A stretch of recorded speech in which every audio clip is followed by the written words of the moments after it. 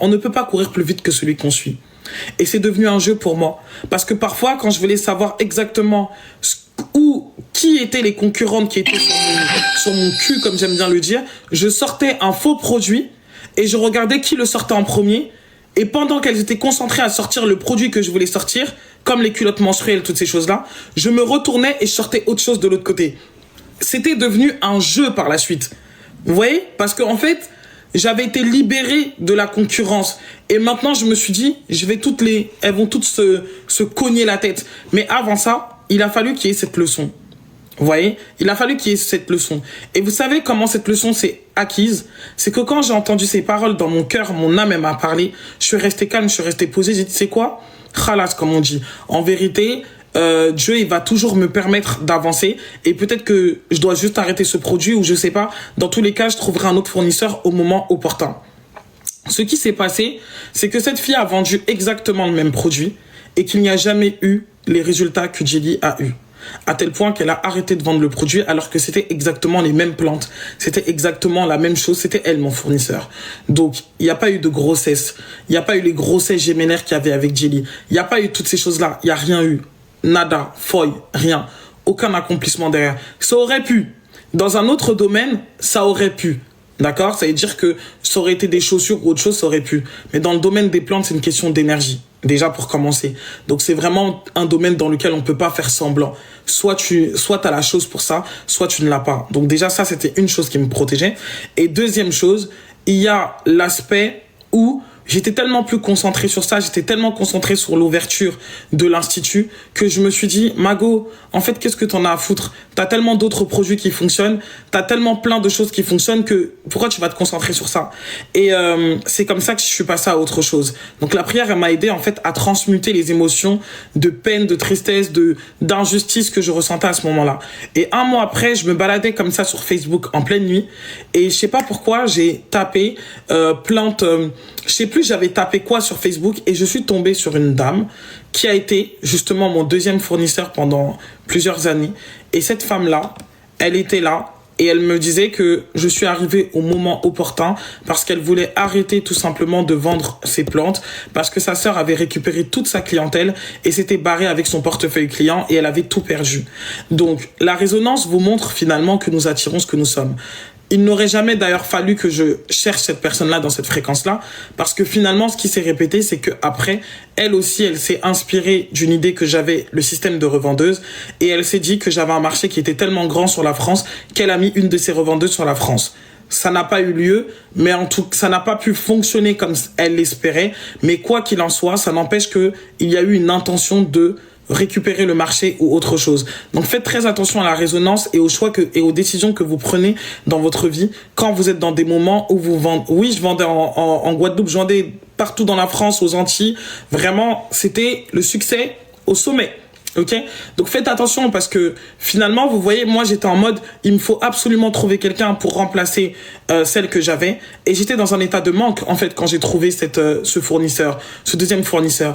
Et finalement, j'ai ramené la fréquence du fournisseur passé dans la fréquence du deuxième fournisseur. Premièrement, la fréquence de la trahison et deuxièmement, la fréquence du manque parce que cette dame, je suis venu et j'ai été sa première nouvelle cliente quand elle a vécu la trahison de sa sœur. Et en fait, j'ai commandé pour plus de 3 millions de francs CFA. Faites le compte en euros. On n'est pas à 1000, 2000 ou 3000 euros. Pour quelqu'un qui est au bled ou autre chose, la meuf, elle s'est acheté une maison après ça. D'accord? Pour tout le temps où je travaille avec elle, elle s'est acheté une maison. Clairement, c'est mon business, c'est le business de Djely qui est venu et qui l'a enrichi. Et à partir de là, elle a ouvert un magasin et ensuite, elle a commencé une grosse communication et elle est devenue grosse en Côte d'Ivoire par rapport à ça. Mais moi, au moment où je la rencontre, elle a 2 doigts d'arrêter son activité. Et je l'ai attirée tout simplement parce que je vibrais le manque. J'avais tellement peur de ne pas être à la hauteur et de ne pas remplacer ce produit, ce truc de perfectionnisme. Oui, les gens, ils me suivaient. J'allais en Côte d'Ivoire, je montrais comment j'allais chercher les plantes. On voyait tout mon cheminement, toutes ces choses-là. Ça veut dire que quand je revenais avec un sac de plantes et il y avait la Donavita. Ça a été la plante. En fait, ça a été vraiment mon produit phare. C'est ce qui m'a enrichi, en fait. Concrètement, avec les perles que je ramenais de Chine, c'est ce qui m'a enrichi. Ça a fait ma fortune. Donc, du coup, ce que je veux vous dire au travers de ça, c'est que ce sont ces expériences-là qui m'ont sorti complètement de la peur de la concurrence. Parce que à cette dame, puisque j'avais confiance en elle, je lui ai expliqué exactement qu'est-ce que j'allais faire du Yonispa, comment ça allait se passer, comment j'allais mettre en place certaines choses, comment j'allais mettre, en fait, comment ça allait se passer, les baignoires que j'allais prendre, toutes ces choses-là. Et en fait, elle a tenté de refaire la même chose, mais ça n'a pas pris de la même manière. Vous devez comprendre que les idées que Dieu, il vous transmet, il les transmet à vous. Et si vous ne vous rendez pas disponible pour accomplir ces idées-là, il les transmettra à quelqu'un d'autre. Et les personnes qui réussiront avec ces idées, ce sont des personnes à qui Dieu lui-même leur a transmis l'idée. Et techniquement, vous ne devriez même pas être en guerre, parce qu'en réalité, c'est comme si on prenait une part du gâteau et on la partageait entre vous. Est-ce que j'étais en mesure, de répondre à la demande de la France entière? Non. Est-ce que j'étais en mesure de répondre à la demande de l'humanité entière? Non. C'est comme ça que moi, ça m'a guéri de cette histoire. C'est comme ça en fait. Et 5K, je vous dis que quand c'était 3 millions de francs CFA minimum par mois. Je ne parle pas à l'année, je parle bien par mois. Donc imaginez-vous quelqu'un au bled en train de ramasser des 5 000 € en vendant des plantes tous les mois pendant plus de 2 ans. Vous pensez bien que chacun s'est graissé la patte comme il le devait. Je me suis graissé la patte, elle s'est graissé la patte, et c'est ça. Finalement, c'est le partenariat, c'est comme ça qu'on s'élève. Moi, j'ai pas de problème à ce que les gens ils s'enrichissent sur moi, parce que s'ils s'enrichissent sur moi et que moi je me suis enrichi en retour, c'est que nous sommes dans un partenariat qui respecte et qui est gagnant-gagnant. Donc moi ça je m'en fous. Concrètement, même après, au cours de l'année suivante, j'ai appris que les prix de détail auxquels elle vendait, c'est exactement les prix qu'elle me faisait. J'achetais la pièce à 5 000 francs et en fait c'était le prix de détail. Mais j'ai même pas... Ça m'a tellement fait ni chaud ni froid, tout simplement parce que même si toi, tu viens et que tu me vends un produit à 25 € et que je sais que ce produit, il agit et qu'il est bénéfique, moi, je négocie pas le prix des gens. Il faut que c'est vraiment une règle d'or que j'ai dans ma vie. Je ne négocie pas le tarif d'une personne. Ça veut dire que soit j'ai les moyens pour, soit je n'ai pas les moyens pour. Parce que quand vous voulez négocier le tarif d'une personne, tout simplement, vous allez la mettre dans une fréquence où, très souvent, elle va tomber dans le manque. Donc moi, je négocie pas. Voilà. Je ne négocie pas le tarif d'une personne. Quand les gens, ils disent c'est ça, c'est ça. C'est comme ça en fait. Et quand vous êtes comme ça, vous-même les gens ne viendront pas négocier vos tarifs parce que vous respectez ce que les autres vous disent. Je suis tombé sur un développeur web, il m'a dit son devis là, 12 000 € pour créer l'outil web que je veux, pour créer l'application que je veux. Là tout de suite là, j'ai pas 12 000 € à investir dedans, mais je ne lui ai pas dit ouais baisse ton tarif, est-ce que je peux faire ceci ou je peux faire cela. Je lui ai dit non, là j'ai 2-3 trucs à régler, j'ai des choses que je dois régler au niveau de l'entreprise, j'ai des remboursements à faire. Quand j'aurai fini de régler ça, après maintenant je serai dégagé. Là maintenant je vais investir. Mais j'aurais pu lui dire oui, baisse ton prix, viens, je te donne déjà un premier 1 000 € et je te donnerai 3 000 après. Non, en fait, ça se passe pas comme ça. Vous devez être certain de ce que vous faites. Et vous devez respecter le timing de quand vous pouvez faire les choses, en fait. Là où je dis que beaucoup de gens, il est 21 h, il me reste 30 minutes. Là où je dis qu'il y a beaucoup de gens qui se perdent et qui s'oublie dans le territoire qu'est la France, c'est parce que vous pensez que vous possédez beaucoup de choses. Et comme vous pensez que vous possédez beaucoup de choses, vous ne revenez pas aux valeurs basiques, aux valeurs énergétiques, aux principes universels en fait. Les choses ne sont pas sans cause. Ok, il n'y a pas d'effet sans cause et il n'y a pas de cause sans effet. Vous savez là, moi je l'ai dit en début d'année que toutes les clientes que j'avais au mois de décembre, janvier, c'est-à-dire que octobre, novembre, décembre, toutes ces clientes, il faut les rembourser. Ça veut dire que depuis le mois de janvier, on a commencé à faire des remboursements. Vous vous imaginez? Ça veut dire que... Mais vous savez, ça vient de quoi? Ça vient de personne d'autre. La seule chose qui me préserve, c'est parce qu'en réalité, on dit la vérité aux gens. C'est la seule chose qui fait qu'il n'y a personne qui est venu attraper mon col pour me menacer. Mais en vérité, ce sont les conséquences de mes mauvais choix qui m'ont emmené dans cette situation. Et le problème, c'est que les gens, quand ils possèdent des choses, ils oublient de regarder les conséquences énergétiques, les conséquences vibratoires, toutes ces choses-là. Je me suis retrouvé à un moment donné pour vous montrer à quel point les fréquences sont très importantes. J'ai eu une expérience d'une personne qui a eu un problème avec sa serrure où cette personne-là a subi vraiment une situation très délicate où il y avait une histoire de serrure, toutes ces choses-là. J'ai tellement pris à cœur le problème de cette personne que 2 jours après, ma serrure à moi aussi a eu un problème. On a dû changer la serrure de chez moi à plus de 800 € parce que c'est des portes blindées. Dieu merci, j'avais une assurance. Mais vous vous rendez compte de la manière dont les choses s'imprègnent dans votre vie. C'est pour ça que je vous dis, c'est bien beau en fait de connaître des éléments de spiritualité qu'on sort. Mais vous devez comprendre que à la hauteur de ce que vous êtes capable de manifester, à la hauteur vous êtes capable de manifester le chaos. L'abondance que vous êtes capable de manifester, c'est de cette même facilité, c'est avec cette même facilité que vous pouvez manifester le chaos. Donc vaut mieux avoir une maîtrise équilibrée de votre énergie, y aller progressivement, surtout savoir gérer vos émotions parce que vous oubliez que c'est votre état émotionnel qui donne de la puissance à tout ce que vous désirez et à toutes vos intentions. Donc, vous voyez, cette personne, elle ne m'a rien fait de mal. Elle n'avait certainement pas de mauvaises intentions vis-à-vis de moi. En tout cas, pas à ce moment-là, selon moi. Et donc, ce qui s'est passé, c'est que elle était tellement dans l'abandon face aux épreuves qu'elle traversait. Elle était tellement dans « j'en ai rien à foutre de ce qui m'arrive ». Vous savez, les gens qui sont dans « je lâche, j'en ai rien à foutre, on peut venir me déloger, on peut me faire ceci ou cela ». Et en fait, le bélier, c'est pour ça que je vous dis, maîtrisez vos émotions. J'ai pris moi-même un problème, j'ai acheté un problème qui ne me regardait pas. Ce n'est pas quelqu'un qui a fait ceci. J'ai acheté un problème qui ne me regardait pas. Au moment où j'ai acheté ce problème qui ne me regardait pas, tout a commencé à stagner dans ma vie. Et ça, en fait, on est tellement on est tellement en mouvement tout le temps, on possède tellement plein de choses que vous ne voyez pas, en fait, les petits mécanismes qui se passent. Vous voyez, vous observez une diminution et une baisse dans vos activités, vous vous dites que tant que j'ai de quoi manger, c'est assez, c'est pas si grave que ça. Mais pourquoi, en fait, ça descend ?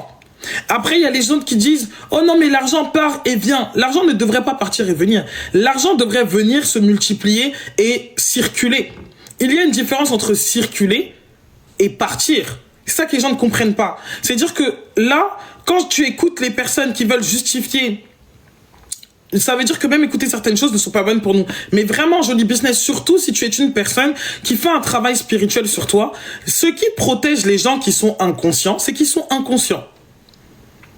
Ce qui protège quelqu'un d'inconscient, c'est qu'il est inconscient. À partir du moment que vous devenez conscient, vous devenez responsable. Et si vous devenez responsable et que vous n'utilisez pas votre responsabilité à bon escient, comme on dit, vous subirez les conséquences de ça. Ce qui m'a emmené des problèmes, que ça soit la lenteur que j'ai trouvée dans mes activités ou autre chose, ce n'est personne d'autre que moi. Et j'aurais dû tenir compte de la leçon parce que je l'ai quand même acquise depuis 2024. Mais comme on dit, chasser le naturel, il revient au galop. Ça m'avait pas assez touché. Ça m'avait pas assez touché parce que je ne me suis pas retrouvé dans des situations où j'ai réellement manqué. Donc, quand tu n'as pas bien manqué, parfois, c'est un peu dur. Il faut que tu manques vraiment pour comprendre la gravité. N'attendez pas de tomber et de toucher le fond, comme on dit, de vous retrouver au sol pour vous rendre compte de l'impact que les choix, les décisions que vous prenez auront sur vous.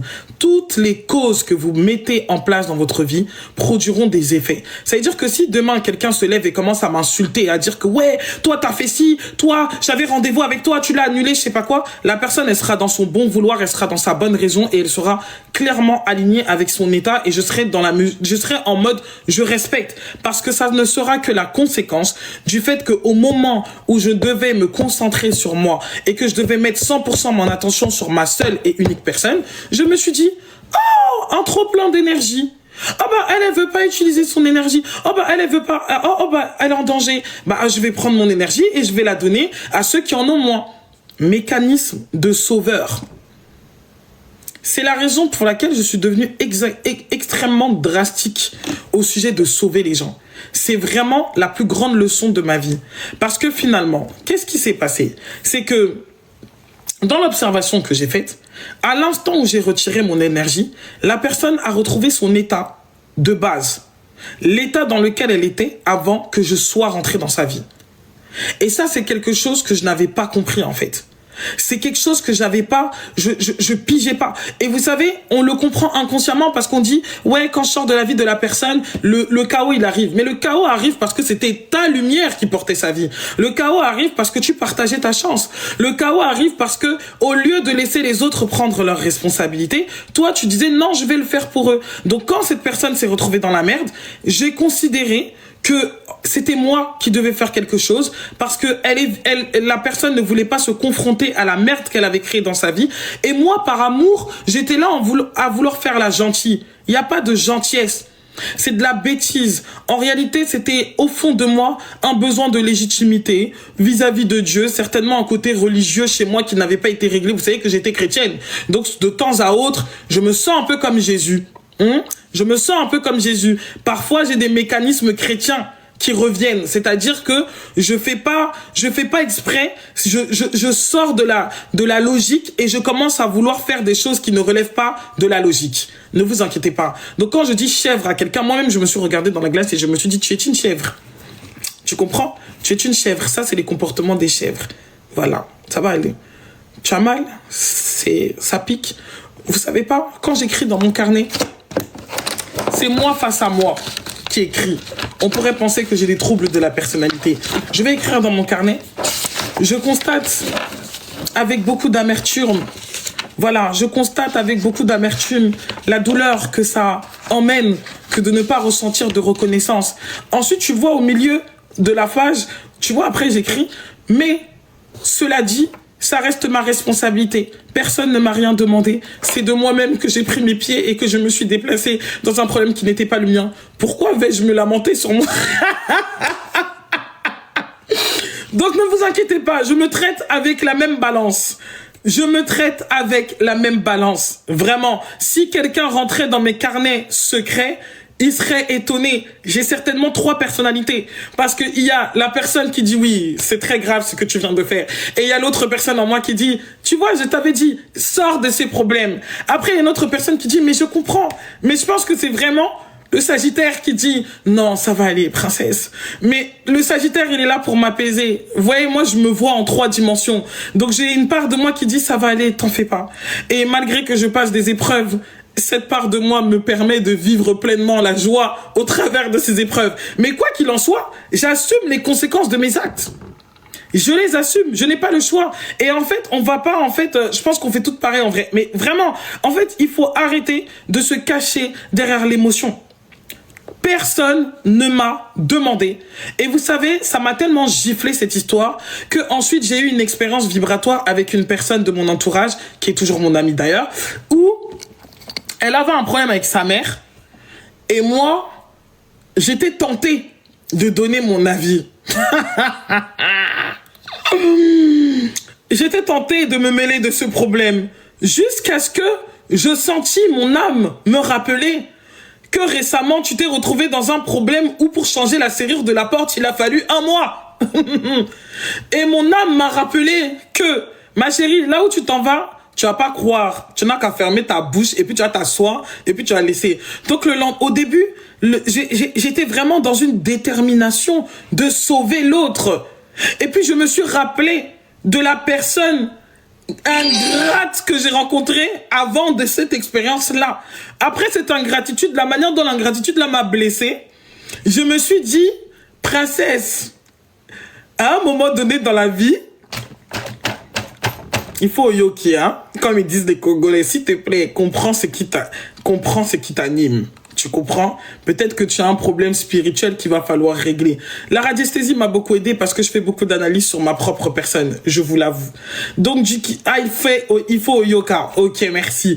Donc, maintenant, ce que j'ai fait, c'est que quand j'étais tentée de rentrer dans ce problème, je me suis sortie du problème.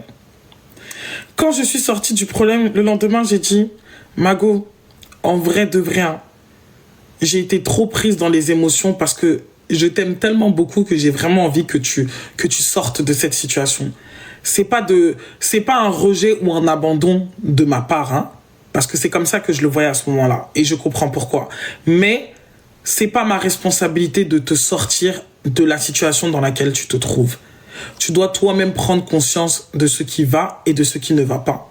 Et je suis à l'aise et en sécurité avec moi-même aujourd'hui pour t'observer, faire preuve de vulnérabilité, être lente dans ton processus et comprendre qu'en réalité, ça ne me regarde pas. Ok? Et j'ai dit en réalité, c'est l'expérience que j'ai vécue avec ma mère que j'ai vue et que j'ai revécue au travers de ton expérience avec ta mère. Donc en réalité, c'est même pas pour toi en fait que je viens pour te sauver. C'est une partie de moi que j'essaye de sauver au travers de toi. Et donc, je dois régler mon vrai problème avec moi parce que si ce que tu vis avec ta mère me fait encore réagir, ça veut dire que j'ai pas réglé quelque chose chez moi. Et moi, mon syndrome du sauveur, il était basé sur ça. Étant donné que j'ai eu des phases de ma vie où j'ai été trop seule, ou que j'ai dû faire face à des choses trop seule et que j'ai senti la douleur, mais vraiment profonde dans mon âme, dans mon être, de se sentir exclu et de ne pas avoir été aidé quand j'ai demandé de l'aide. Donc du coup, j'avais contracté un lien dans mon esprit qui disait que comme quand j'ai eu besoin qu'on me tende la main, personne ne m'a tendu la main, et ben moi je vais tendre la main à ceux qui se retrouvent dans cette situation, parce qu'en réalité, on pense qu'on aide les autres, mais en fait c'est soi-même qu'on essaye d'aider. C'est pour ça que je vous disais qu'il n'y a pas de gentillesse sans égoïsme. Le vrai égoïsme, en fait, c'est la gentillesse. Si on veut vraiment parler de l'égocentrisme, c'est vraiment la gentillesse. Les gens pensent qu'en gros, comme c'est extériorisé, bah en gros, c'est pas de eux qu'il s'agit, c'est toujours de vous qu'il s'agit, dans tout ce que vous faites. Il ne s'agit que de vous. Au final, ce n'est pas cette copine que j'aimais tant, c'est cette version de moi qui a été abandonnée à ce moment-là où j'étais dans cet état de faiblesse que j'ai observé chez elle. C'est cette chose, en fait, c'est réagir à la blessure de la petite princesse qui n'a pas eu à ce moment-là l'attention dont elle avait besoin. Donc il ne s'agissait même pas d'elle. C'est du leurre, en fait, de dire que non, on fait les choses par pur sentiment et par amour parce que on aime tellement les autres. On ne fait que raisonner et réagir. Et à partir du moment où j'ai désamorcé ça et que j'ai été capable en fait de lui dire que au final il ne s'agissait que d'elle et que moi en fait je devais tout simplement traiter la blessure qui se met en réaction au contact de son histoire. À l'instant T où j'ai fait ça, j'ai tellement pleuré ce jour-là. Putain, c'était vraiment une libération parce que j'ai capté d'où venait le mal. J'ai tellement pleuré. En fait, toutes les larmes que cet état et cette condition, c'est comme si elle incarnait la princesse que j'ai été quand j'avais genre 17 ou 18 ans. Et que cette princesse, entre ses 17, 18, 19, 20 ans, qui n'a pas reçu exactement cette attention-là, et bah, cette princesse-là, elle n'a pas eu le temps à cette époque-là, à ce moment-là, de pleurer ou de gérer les émotions parce que c'était peut-être de trop. J'avais peut-être pas le système mental qui me permettait de faire face à ça.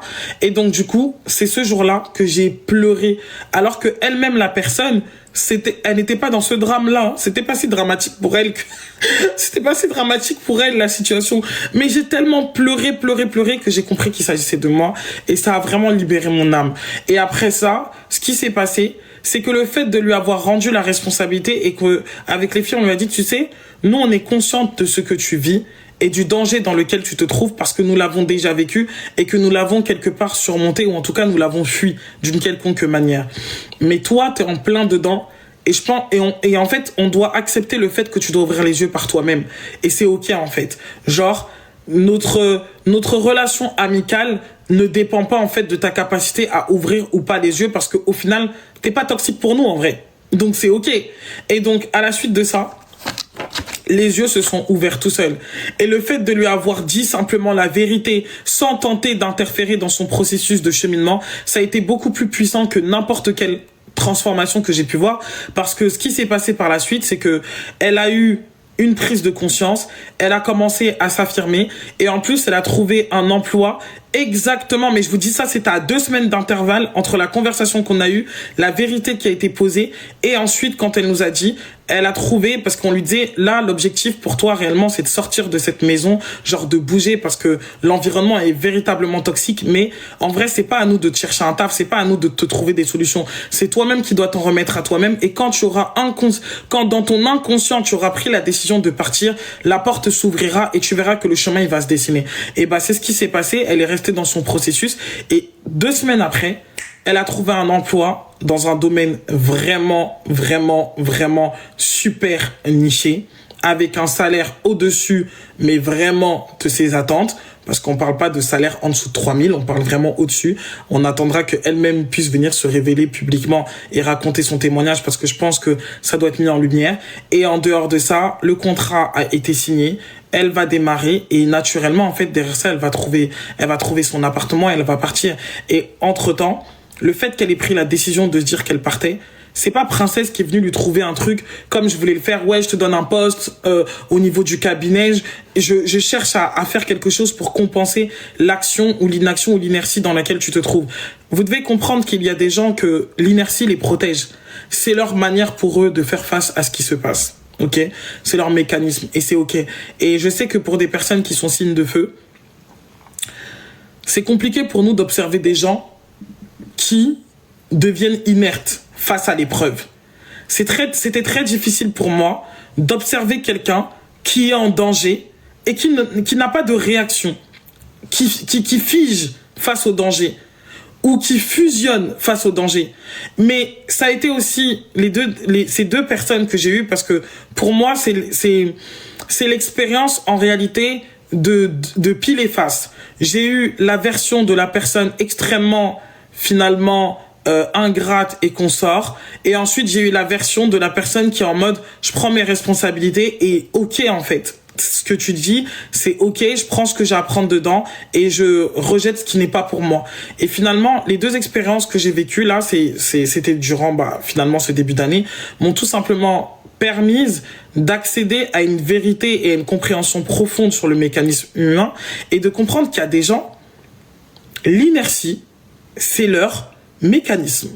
Et que c'est peut-être incompréhensible pour quelqu'un comme moi, pour d'autres personnes qui écoutent là, mais de la même manière que c'est choquant pour nous que quelqu'un devient inerte face au danger, c'est de la même manière que pour eux, c'est choquant pour eux que vous arriviez à courir et à sortir, comme on dit, de certaines situations sans vous poser de questions. Ok ?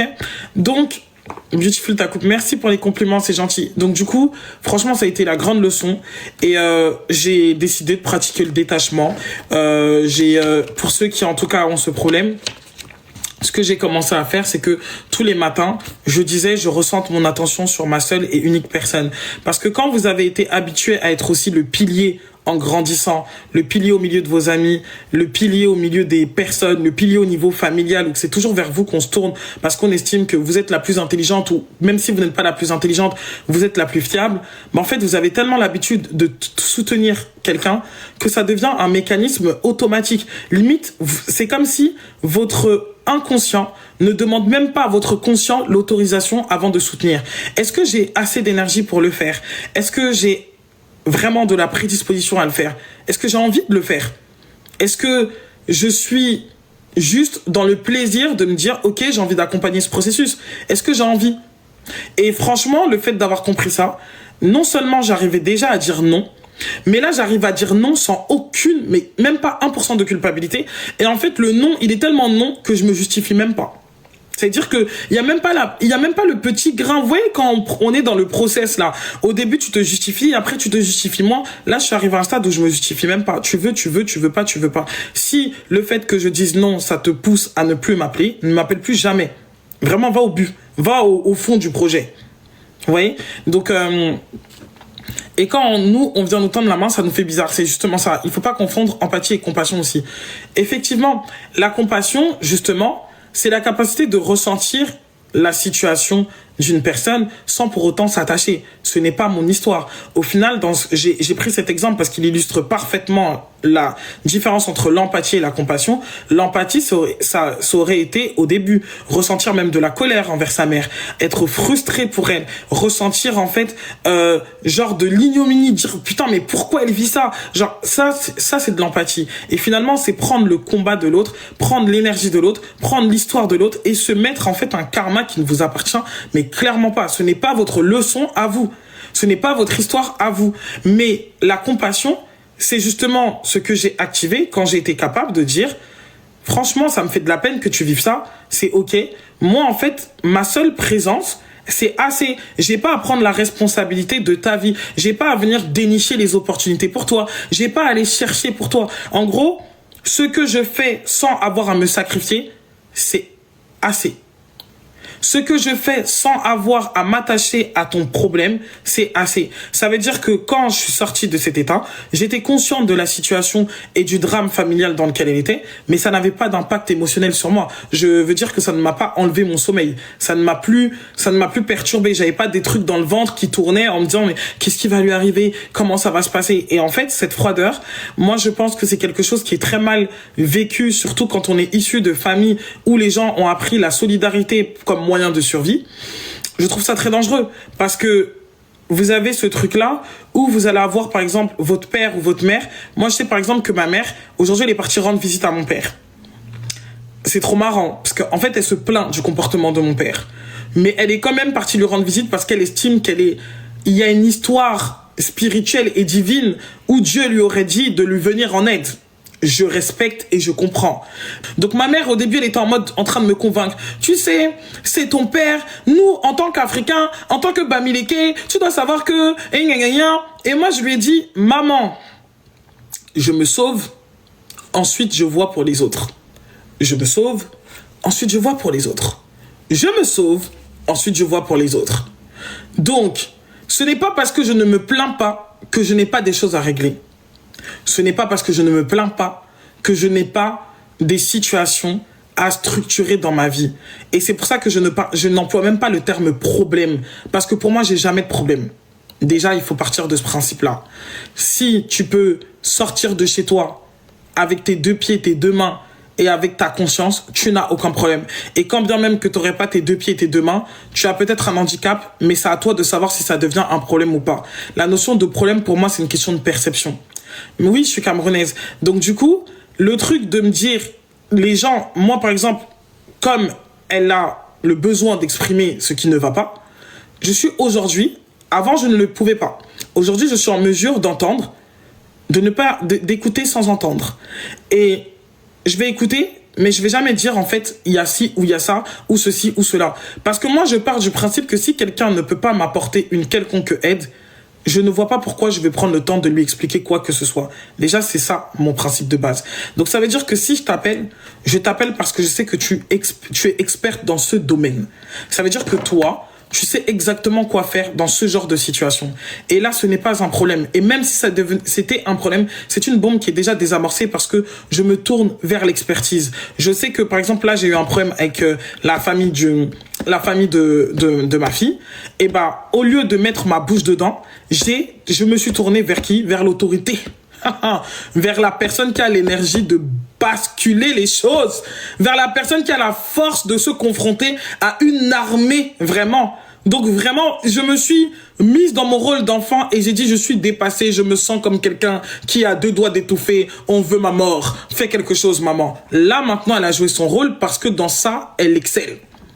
Mais je vais pas l'appeler et lui dire, voilà, comme c'est là, j'ai besoin là tout de suite de 30 000 euros. Comment est-ce que je peux faire pour les avoir? La seule chose qu'elle va me dire, c'est j'espère que ça va aller, hein, parce que tu sais que actuellement sur la terre là, vraiment l'essence, toutes ces choses-là. Les darons sont comme ça en fait, et la plupart ils sont comme ça. Rares sont ceux qui ont développé leur mindset. Donc ça veut dire que aussi, souvent vous dites que je reçois pas de solution de la part de mes parents, mais est-ce que eux-mêmes ils ont des solutions pour eux? Chacun son karaté, hein. Moi, elle a des solutions pour le cadre. Ça veut dire que quand tu appelles ma mère, tu l'appelles pour des questions de structure et de discipline. Si c'est ça seulement que tu veux là, elle va te discipliner. Et puis si tu veux un avis sur quelqu'un, elle est tellement parano de nature qu'elle va rentrer dans l'énergie de la personne. Elle va te donner une démystification de l'individu. Toi-même, tu vas t'asseoir, tu vas respecter. Donc chacun son œuvre.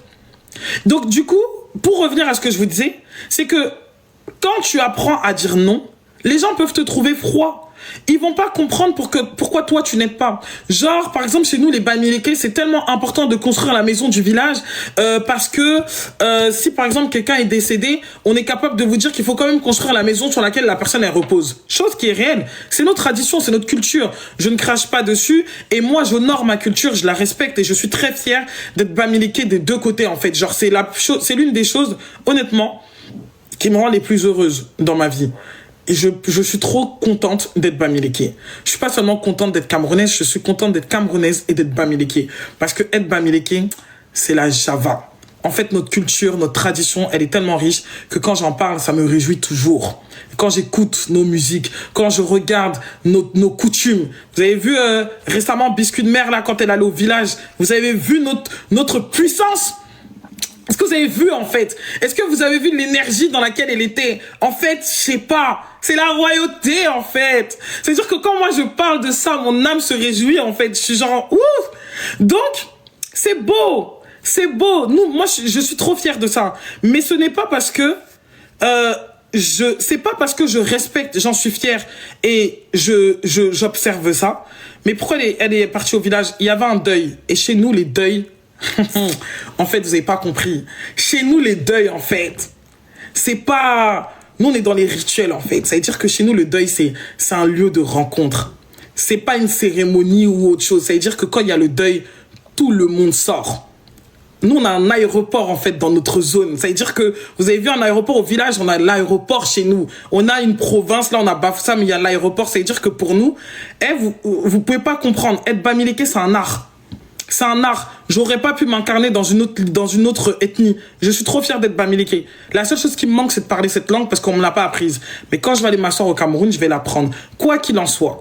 Ce n'est pas parce que j'en suis autant fière que ça veut dire que la tradition, elle doit prendre le dessus, en fait, sur moi. Donc oui, on doit construire la maison des morts parce que nous, on ne jette pas nos cadavres au milieu de la fosse publique, en fait. C'est pas possible. On ne prend pas nos cadavres et puis on les met à la disposition de monsieur et madame. N'importe qui peut venir accéder à ton truc. Ça se passe pas comme ça. Nous, on a nos propres cimetières et on construit nos maisons des morts. Et nous construisons des maisons où il n'y a que les morts qui se trouvent là-bas. C'est-à-dire que nos cimetières sont chez nous. Vous voyez ou pas? Ah, il y a des cours en ligne, je savais pas. Je vais me renseigner. Donc du coup, partant de ce principe-là, il y a une personne de la famille où on a dit que non, il faut construire sa maison. J'ai dit, mon gars, ça a choqué tout le monde. Et dit, la personne est morte, il faut qu'elle attende. Voilà. Parce que actuellement, c'est les vivants qui comptent. Je peux pas être vivante, j'ai pas construit l'aéroport de l'Ouest est situé chez moi, ma belle. Oui, c'est à Bafoussam, l'aéroport, de toute façon. Donc, du coup, si j'ai pas construit la maison de moi vivante. Genre là, comme ça, là, j'ai même pas un terrain au village. Donc moi, j'ai pas un terrain au village et je vais maintenant aller construire la maison des morts. Les morts vont attendre. Vous voyez ou pas? Genre, c'était vraiment ma DA. Les morts vont attendre. Et je sais que ça a choqué tout le monde. Mais ça, c'est quoi ça? Mais comment on peut dire quelque chose comme ça? Mais c'est quel comportement? Nanani, nanana. Donc du coup, en vérité, c'est vrai. Je veux pas, moi, souffrir dans ma vie. Et maintenant, je pense à des gens qui ne sont plus sur Terre. Faut pas péter les plombs. Mais je sais que mais je respecte les gens qui valorisent ça en premier. Mais encore une fois, c'est pour vous dire que on peut honorer toutes les parts de nous. Et je clôturerai avec ça parce qu'il faut que j'aille me préparer pour 22 heures, en fait. On peut honorer toutes les parts de nous, ok? On peut vraiment honorer toutes les parts de nous. Mais ce n'est pas parce qu'on les honore que ça veut dire que ça devient dominant sur notre vie. Vous voyez la différence? Honorer quelque chose ne veut pas dire que cette chose nous emprisonne. Apprécier quelque chose ne doit pas vous emprisonner. Et ça, c'est vraiment une leçon que vous devez acquérir. Donc du coup, au niveau de ce que je disais, le fait d'être capable de dire non et d'accepter que dans votre environnement naturel, ça va être perçu comme de l'individualisme. On va vous dire que vous faites les Français, vous faites les Blancs, que c'est pas notre culture, et gna gna gna, et gna gna, alors que c'est clairement notre culture, en fait. Parce que, en réalité, pour que nous soyons, je dois être. C'est le principe de l'Ubuntu, en fait. C'est le principe originel de l'Afrique. C'est simplement que la solidarité, c'est devenu quelque chose de toxique à partir du moment où on a dû vivre des expériences en commun qui étaient extrêmement grave. Et donc, du coup, la solidarité est venue nous quelque part, nous fortifier dans ce que nous avons vécu, les colonisations, l'esclavage et consorts. Et la solidarité est devenue quelque chose de toxique, alors qu'au départ, ça ne devrait pas l'être. Mais c'est devenu toxique dans la mesure où c'est fait à partir du manque, c'est fait à partir de la douleur. Aujourd'hui, il y a combien de personnes qui, au nom du fait de ne pas être capables de dire non, se retrouvent à mettre leur argent dans des choses, alors que eux-mêmes n'ont pas pour eux, mais ils sont beaucoup plus loyaux envers la famille, envers les proches, envers le mari, envers ceci, envers cela, mais aucune loyauté envers eux-mêmes. C'est pas possible. Ouais, ce n'est pas possible. Donc du coup, en grosso modo, c'est 1 heure de live. Je reprends les éléments les plus importants. La première des choses que j'ai dit, c'est que si vous devez prendre un thérapeute, un conseiller spirituel, un coach, peu importe de quoi il s'agit, regardez le mindset. Le mindset est plus important que la compétence. Je vous dis la vérité. La compétence est extrêmement importante, mais le mindset gagne sur la compétence. Et j'ai expliqué qu'il y a des gens qui sont là, qui sont moins compétents que vous, mais que leur mindset, en fait, les a ramenés à des places qui vous reviendraient de droit s'il ne s'agissait que de compétences.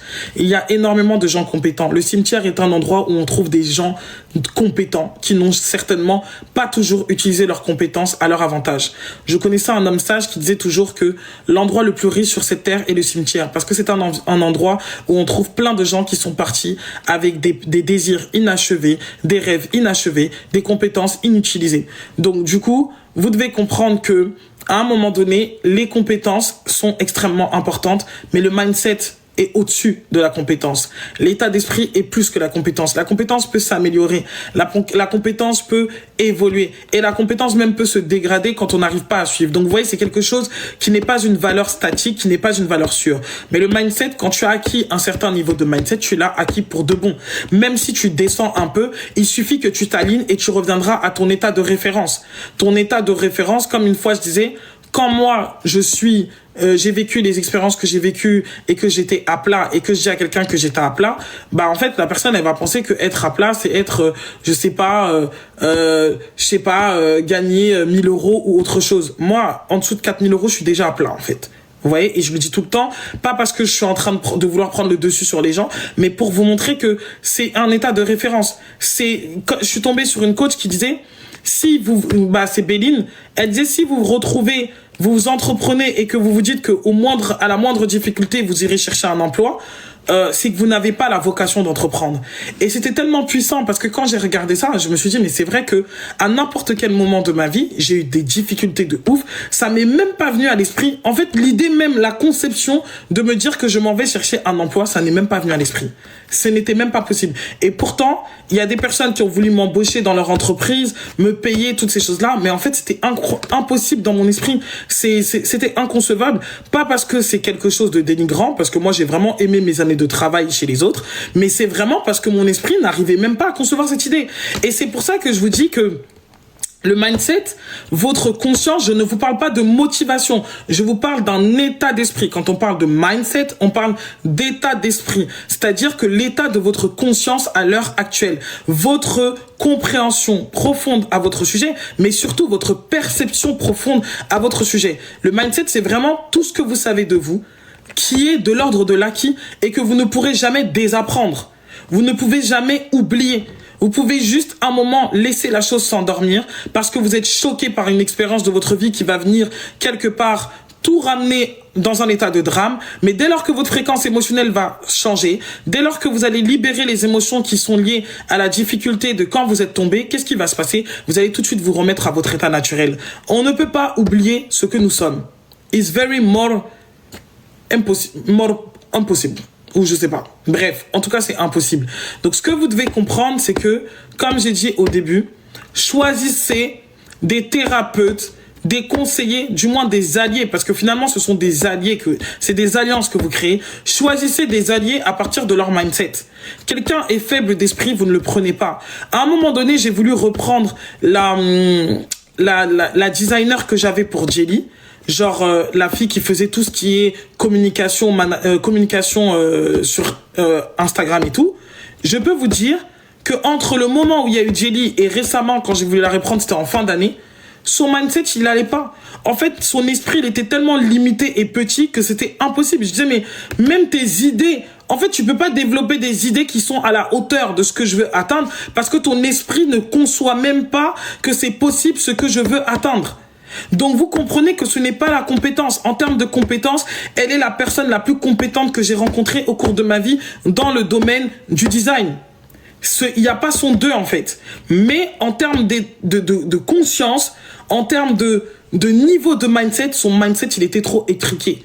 Et avec les années, ça s'est même enfermé, ça s'est fermé. Donc vraiment, c'était trop compliqué. Donc vous devez être avec des gens, quand vous allez consulter un astrologue ou autre chose, ou vous allez consulter un numérologue, ou vous allez consulter n'importe quel thérapeute, ou vous vous faites accompagner par un coach sportif, même peu importe qui vous accompagne, assurez-vous que vous êtes sur la même longueur d'onde au sujet du mindset.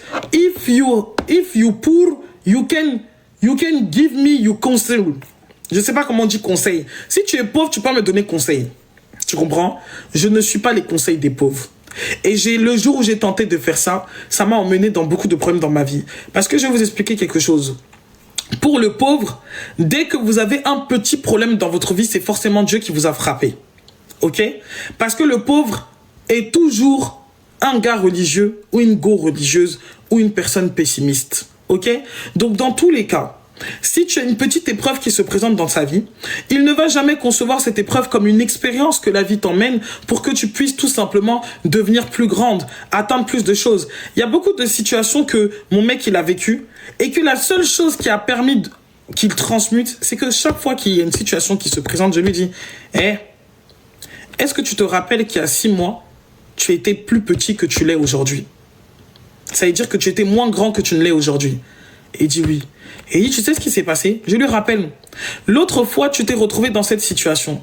Tu pensais que ça s'était arrêté. Et tu t'es retrouvé dans ça, tu n'avais pas de situation, tu n'avais pas ceci, tu n'avais pas cela. Et tu t'es retrouvé, lorsque tu as pris usage de ta volonté, que tu as tapé, comme on dit, du poing sur la table, que tu as mis de la clarté dans ton esprit, tu as dit, je veux ça.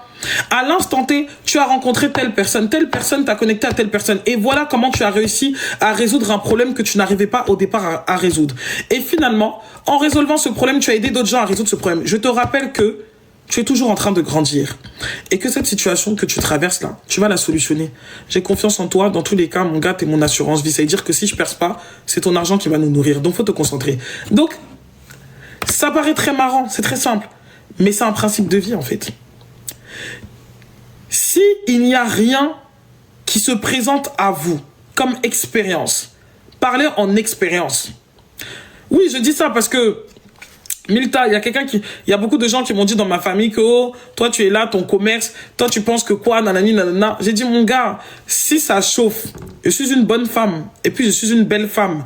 Donc si ça chauffe, n'est-ce pas, je vais aller me marier. Vous pensez que la vie elle est trop difficile pour les femmes? Non, hein. Ce n'est pas difficile. Si je vois que à un moment donné le commerce m'a dépassé, je suis fatigué d'entreprendre, je m'en vais me marier ou bien, c'est tout. Il n'y a pas un souci dedans.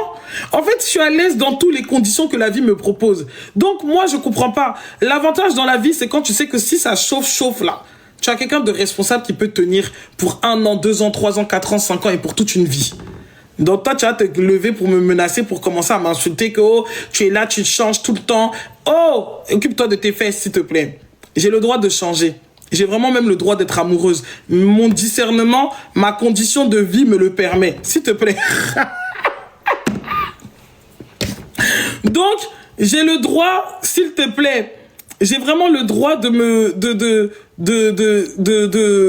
vivre ma vie. Et puis, de manière générale, moi, je ne me pose pas de questions sur le drame. Voilà. C'est pas quelque chose qui vient dans mon esprit automatiquement. C'est les gens qui aiment ramener le drame. C'est-à-dire que l'idée de me dire que je lance un produit, ça marche pas. Quand je lance un produit, ça marche. En fait, pourquoi je dois penser que ça marche pas? Je m'en fous. En vrai, je le fais pour moi. Déjà, le processus de création, il me fait tellement plaisir qu'en réalité, que ça marche ou que ça marche pas, je m'en fous. Honnêtement, c'est pas mon problème. Donc, du coup, c'est très difficile de me complexer au sujet de l'échec, en fait, parce que je m'en fous.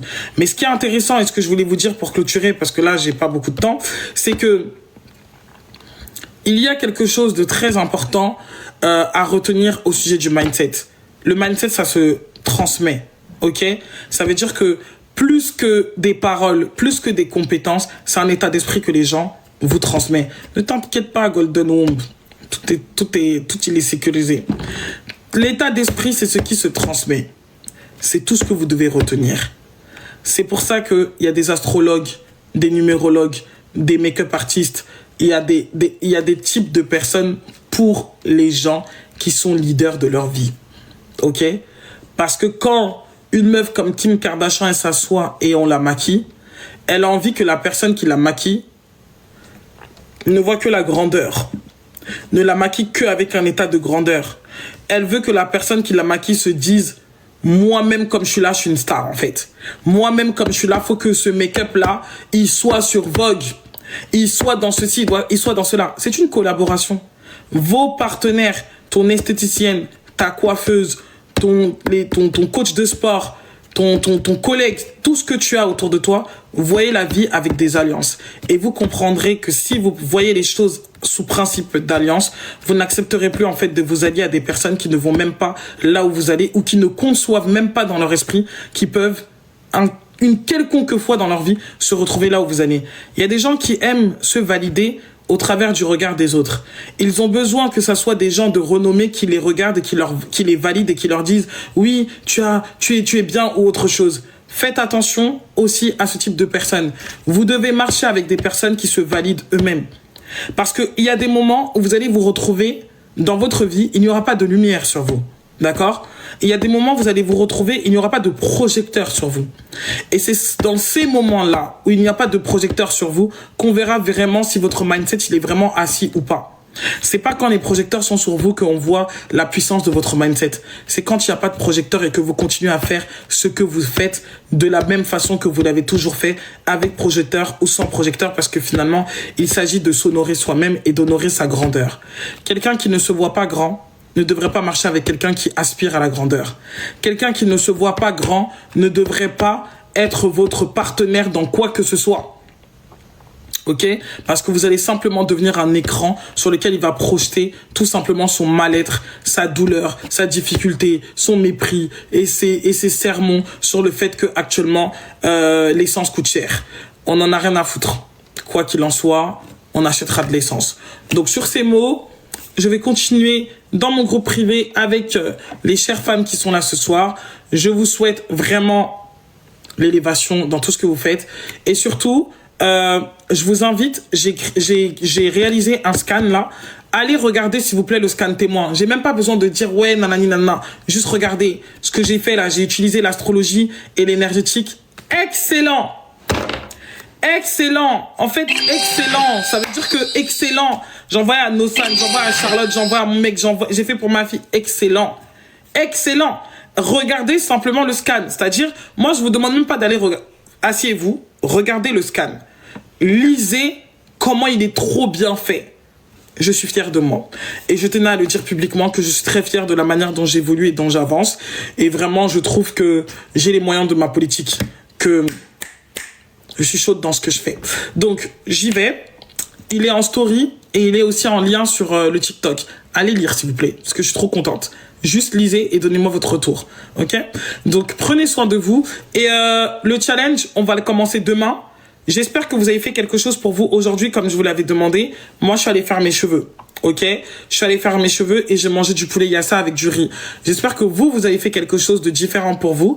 Donc, je vais mettre en document le challenge. Je pense qu'on va quand même créer un groupe Discord juste pour ça là. Comme ça permettra, si j'ai envie de mettre des adresses, j'ai envie de mettre plein de trucs dans le groupe, ça va être un groupe public, ok? Comme ça permettra que quand j'ai des annonces à faire et que TikTok fait de la limitation, au moins dans le groupe Discord, je vais mettre plein de trucs. Donc je vais contacter mon russe, il va me faire un Discord et donc du coup dedans ça sera le Discord de mes abonnés et comme ça là, je vous mettrai par exemple, j'ai envie de tester les lieux, les vibrations de certains lieux, comme ça Nosan elle pourra aussi mettre des vibrations de parfum, toutes ces choses là et vraiment qu'on fasse du contenu de qualité pour des gens qui sont très impliqués, ok? Là, je suis vraiment dans celle-là. Lisez les derniers articles aussi. J'ai parlé du lien d'âme. J'ai parlé dans le lien d'âme, j'ai parlé des liens toxiques, de comment on attire des personnes en fonction de notre vibration. Franchement, c'est vraiment la structure des relations. Lisez les 2 derniers articles. Je suis trop contente de mon projet You God. Ça, c'est vraiment aligné avec l'état dans lequel je me sens dans ma vie actuellement. Je me sens comme étant une déesse et je trouve que le You God là, il est vraiment trop bien. Donc lisez ça, faites-moi des retours, ça m'a beaucoup aidé que vous remplissiez le formulaire. Pour les personnes qui ont joué le jeu, c'est justement le scan d'aujourd'hui, il est vraiment en réponse au formulaire parce que quelqu'un a dit est-ce que tu peux nous aider à comprendre notre archétype? Et c'est comme ça en fait que j'ai eu un téléchargement quand on me lavait les cheveux et j'ai créé la chose tout de suite. Donc prenez le soin d'aller lire. Les gens, souvent, ils pensent que la manière de donner aux autres, c'est seulement de payer. Moi, simplement, les retours, les avis, moi, ça me fait du bien aussi parce que ça me permet de m'améliorer et de conscientiser le regard que les autres ont sur ce que je fais. Ça ne va pas changer grand-chose à mon cheminement, mais en tout cas, ça peut apporter beaucoup de choses au niveau de mon cœur, de me sentir que, ouais, j'ai une communauté qui est là et qui s'intéresse profondément à ce que je fais. Donc, n'hésitez pas à lire, à donner vos avis, à donner des axes d'amélioration. Il y aura toujours une part de vérité dans ce qu'on dit, donc ne vous inquiétez pas, ça sera pris en compte. Prenez soin de vous. Quand est-ce que je live? I don't know. Demain, je vais aller regarder Michael Jackson. Prenez soin de vous et je vous dis à très vite. Bisous tout le monde. Le scan témoin dans le groupe, il est personnalisé. Si tu veux l'acheter, il est sur Ko-fi, il est à 49,99 €. Ko-fi, tu vas sur le lien Ko-fi, il est à 49,99 €. Donc tu peux l'acheter et il sera fait pour toi. Tu as un truc que tu dois remplir. Si vous ne connaissez pas votre heure de naissance, on va la trouver avec la radiesthésie. Ok? Donc allez regarder. Laissez les maisons, tout ça, on s'en bat les reins des maisons. Nous, on veut du concret. L'argent, il se trouve ouf. Votre ascendant. Vas-y, je vous laisse. Je vais à mon prochain rendez-vous. Bisous, bisous. Bisous, bisous.